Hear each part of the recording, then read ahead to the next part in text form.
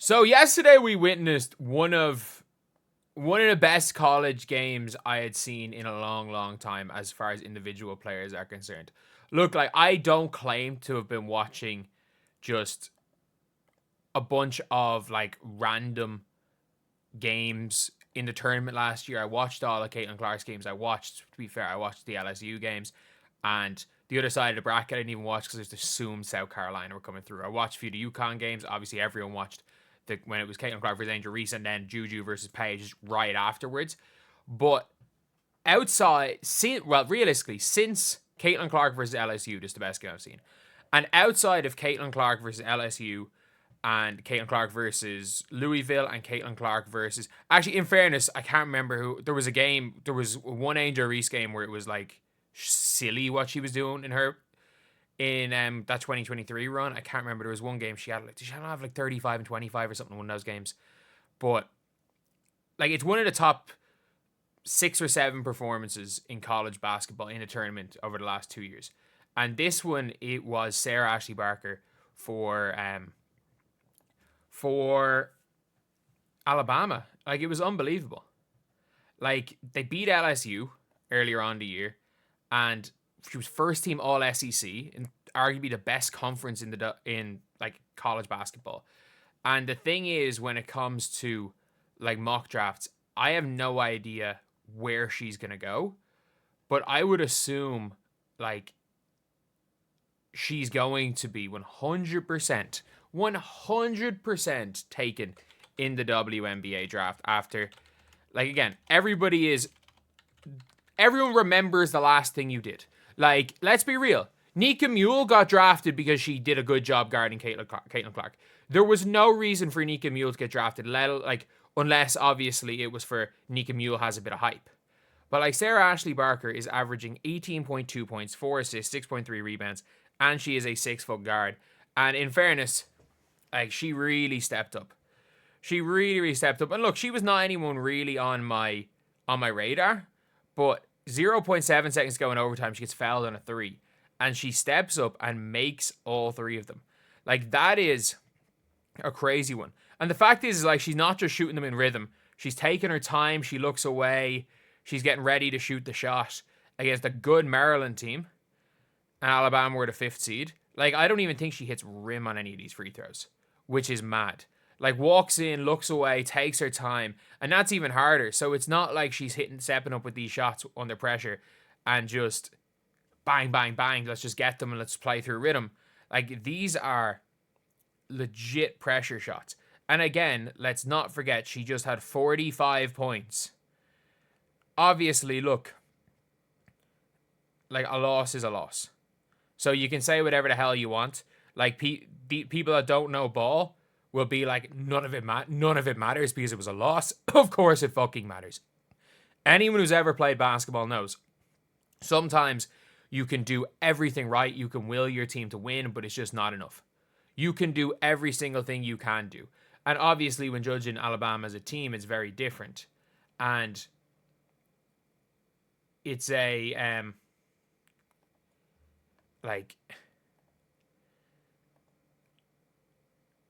it doesn't change the fact, people are like, oh, her performance doesn't matter, it's a loss. Yes, it does.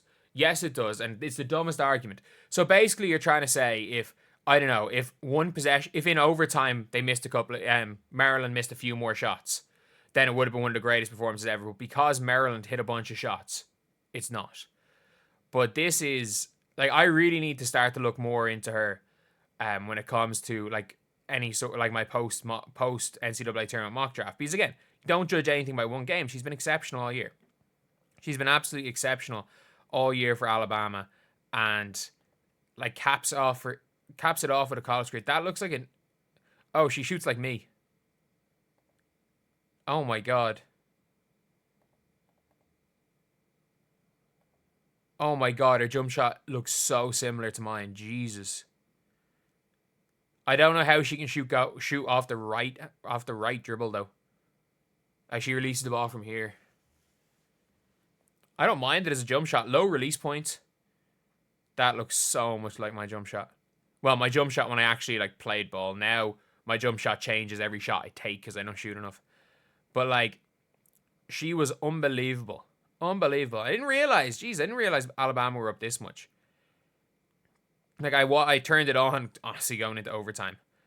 But you can see in that fourth quarter, like, it was a lot of her. It was an awful lot of her. And again, you got to give credit where credit's due to Maryland. They had a good game. Cheyenne Sellers on one knee, dropping 28. And again, like, she had a big three to make it a 4-point game. And she got a block, or 3-point game. She got a block there. Even in OT, down 4. Going and taking it to the basket. Okay. I see you. That's a offensive foul, but I'll take that. Don't call that at this time of the year.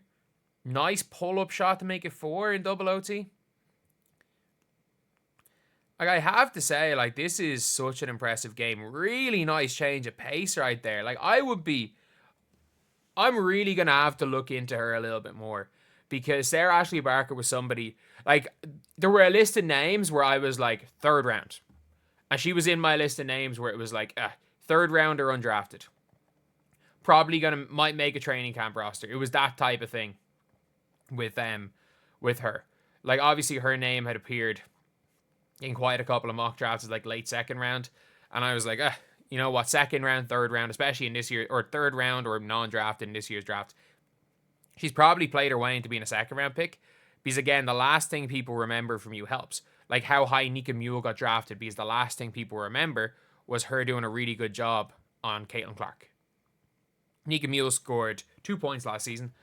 Not 2 points a game, 2 points in a season. There was always the issue of her when it came to, like, Nika Mule. She had the visa issue as well. It was just it was a mess. The Seattle Storm, obviously, they might have protected her. And because if they didn't protect her, I would assume the Valkyries wouldn't have taken nobody in the expansion draft from the Storm. And that's still one of the funniest things. Baron Davis reading out from the Seattle Storm, the Valkyries select no player. And he just started laughing.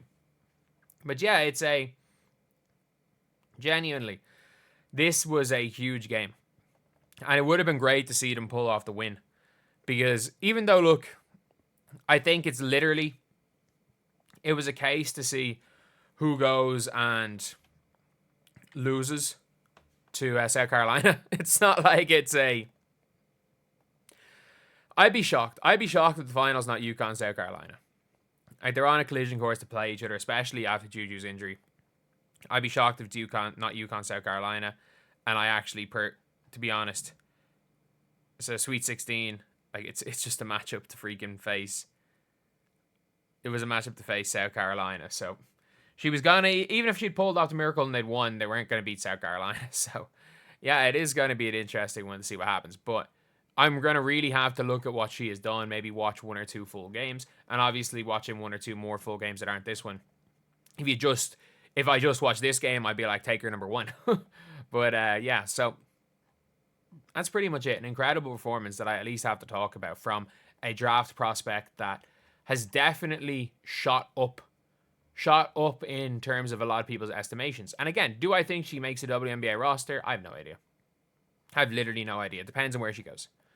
Like, it literally depends on where she goes. The Fever take her at number 19. I don't think so. If the Valkyries take her, she probably makes the team because the Valkyries don't have any players. Like, people don't realize, like, the Valkyries, Temmie's probably not coming. I don't know if Ileana Rupert is injured. Conde's tore Achilles. Like, the Valkyries don't have any players. So, if you are a player that is a 2nd or 3rd round pick, you want to be drafted by the Valkyries. You're going to get cut from like 75% of teams. But you know what? You might be taken by the Valkyries. And to be fair, you want to show out in preseason even if you know you're getting cut, because you might be taken by the Valkyries who don't have any players. So anyway, yeah, that is the video. I reckon if she makes a roster, it'll be the Valkyries. Otherwise, yeah, I don't know. I don't know if she's going